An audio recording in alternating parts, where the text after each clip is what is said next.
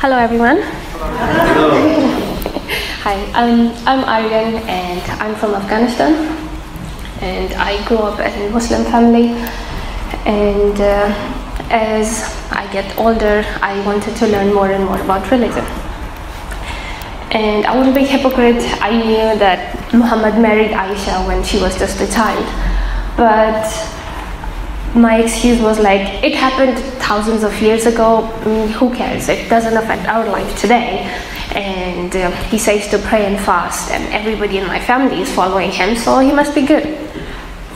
And I loved God and I wanted to be close to him, so I did everything I could as a good Muslim. So I would pray as many times as I could in a day, and I would fast in the Ramadan, and I would read Quran. And not just in Arabic, I've read Quran 6 times in English, and I wanted to understand and follow it. And that was the course of my action. Fast forward to 2015, and now I'm working in the IT department for an independent newspaper company, and I'm doing the coding, the website and coding, that's my job. But whenever I had free time, I would just read the news, and then I come across this news article that changed my life. And before I get into details of that, I apologize now that some of the details are upsetting. So the news was that this Turkish child bride, and this man marries off his 9-year-old daughter to his friend who's 40-something. There is the nikah, which is like Islamic marriage contract. And as a meher, because in Islam there is a meher muajjal, which you take like instant meher, and then there is another meher if you divorce the wife, that's the other money you pay her. So he takes the instant meher from him, does the marriage, but the problem is that little girl, she dies. She starts bleeding on the wedding night. They took her to the hospital. The bleeding doesn't stop, and that's where she dies. And the hospital informs the media and the police, otherwise these news never get out. So I read this news and my blood is boiling. I'm so furious. I'm like, how dare this man put the life of that child in danger? And I'm thinking, but when I just don't like pointing fingers at other people, I also like to reflect on myself. How did he do it? What's the difference between me and this guy? According to the post-mortem report, they found a lot of stress hormone in that child. First, separation from the parents, and then being with this monster. She was crying and screaming, but he didn't stop. And I'm thinking, how did he do it? What's the difference between me and this guy? And turns out to be there is not much difference between me and the father of this girl. He follows Muhammad, and he married the child. I follow the same Muhammad. And I could see the blood of that innocent child in my hand, and I didn't want no part of it. I'm like, how many innocent lives have to be lost before we realize how wrong this is? That was the day I stopped. I stopped praying, I stopped fasting. I believed in God. But for me, Islam is the man and the book, so the man was down. But I still read Quran, because as a Muslim you believe Quran is a book of God, and God is the author of the Quran, and I used to read it a lot when I'm in trouble, when I'm sad. It was a source for me, so I was like, what shall I do about this? But then I prayed to God that I would be looking for another religion. And the day, the new religion, or the new relationship, that the way, the true God, when you will give me a reason to doubt Quran, that will be a sign from you that that's the true religion, and I'll follow that religion. So I started this quest of finding the religion, and my first stop was Judaism. I downloaded Old Testament copy online, and I started reading. It took me like a year and a half to finish it cover to cover. Very good religion. I found some differences, but I was still looking for the sign. Then I looked briefly into Buddhism, Hinduism, even Zoroastrianism. And fast forward to 2023, between that life happened, children and moving and all that. And with 2023, I was like, I need to continue with my quest of finding Lord.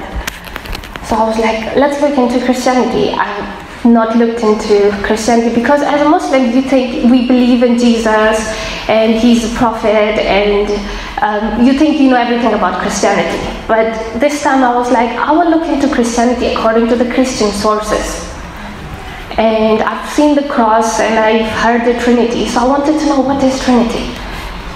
And for me, I didn't have to go dig deeper into this religion. Just by looking into Trinity, which is God the Father, the Son, and the Holy Spirit, Holy Spirit was a brand new information for me.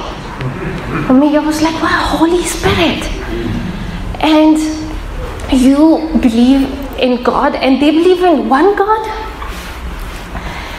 And because in Islam, it's like God the Father, the Son, and the Mother. Because God said, why, Jesus, did you tell people to believe you and your mother? And Jesus would say, I didn't. So that was the first time it hit me that Quran got Christianity completely wrong. And there is error in it. And that was just the tip of the iceberg. Because when you turn, you can start seeing a lot of stuff. There is a lot of other errors in Quran, but one other thing which struck me the most was that Quran confused mother of Jesus, Mary, because in Arabic we don't have Mary, it's Miriam. So when you read Surah Maryam, it says, hey Mary, sister of Aaron, your family is so pious, then why did you do such an act to be pregnant before marriage? But Jesus' mother never had a brother Aaron. The Maryam, who had brother Aaron, also had a brother Moses, and she lived thousands of years before this Mary. This is like a big historical mistake which God, all-knowing, almighty, cannot make. So that was evident to me that Quran is not from God. And I had the proof about the true religion. So I'm seriously now considering to become Christian. So I turned it to this religious freak because I was like, when I'm becoming Christian, I have to answer to all my friends and family, why did I choose this religion and all that. So I'm watching videos. I've got the Bible, I'm reading Bible. I'm also seeing like testimonies of ex-Muslims and the Christians, the discussion between Tawheed and Trinity, and I'm also listening to David Wood, AP, Christian Prince, and all these Islamic critics, and each of them are bringing questions. And then I landed on this hadith, which was a turning point for me. I'll send the details of it. It is Sahih Bukhari Hadith 6805. The story is 3 men travel to meet Muhammad and they get sick. And Muhammad sends him to, they say like, go to this man, you will drink the camel's milk and you will feel better. So they did that, but after they felt better, they killed the man and they took his camel, and as they wanted to flee, Muhammad men arrest them and they bring him to Muhammad for judgment. Now I'm reading this and thinking like, what is he gonna do to them? Like, they killed, so is he gonna, but there are 3 and they killed 1 person, so is he gonna put them in prison and preach them and then they will become great? Or he's gonna beat them? What is he gonna do? And what I read, he says, cut their 1 leg and 1 feet from opposite side. Put hot iron in their eyes, leave them in a hot spot until they die. I read this and I stood up from my chair. I couldn't sit anymore. I'm walking around saying, oh my God, oh my God, oh my God, oh my God. Like freaking out. And when you do that, you have like cross-body experience. You can talk to yourself. And my other self is telling me, calm down, drama queen. I mean, people have done worse things than this, it's okay. And I'm like, but not prophet. I have read, I grew up reading prophet stories. Adam, Moses, Noah. Prophets don't torture people. This is wrong. And I'm thinking, I've been a Muslim for so long and I didn't know about this hadith. And I mean, they've done horrible stuff in Battle of Khaybar, but this one was new to me. So I'm like, what if Jesus prosecuted someone? Then I'm not going to become a Christian, if that's the case. So I quickly Googled, did Jesus prosecute anyone? And I see the story of this adulterous woman come. And I read this and I'm like, woman? So I open the story and I'm thinking the worst, like what's going to happen? And the story is that Pharisees always wanted to test Jesus. So they bring this adulterous woman to Jesus and they tell him, according to law of Moses, we should stone her to death. What does your law say?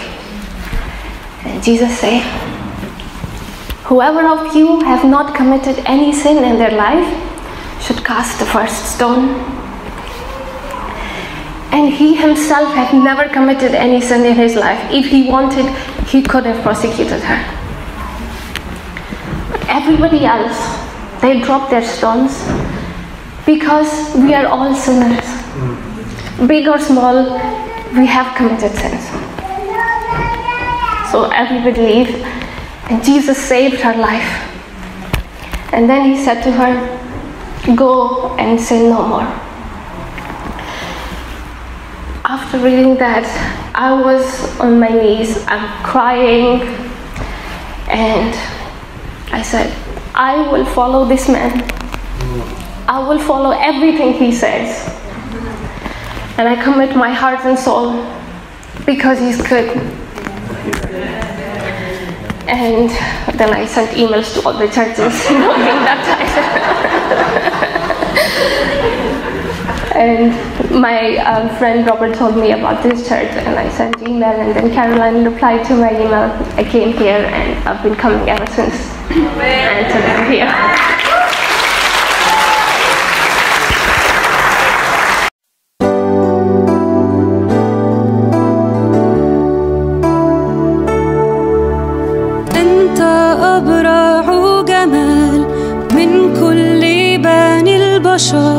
انسكبت النعمة على شفتيك أنت أبرع جمال من كل بني البشر انسكبت النعمة على شفتيك مشتهى الأمم رجاء الشعوب نور العالم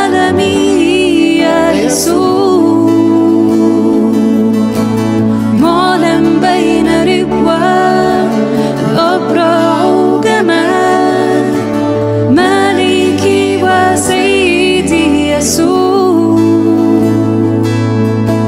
يسوع أبرع جمال من كل بني البشر انسكبت نعمته على شفتيه أنت أبرع جمال من كل بني البشر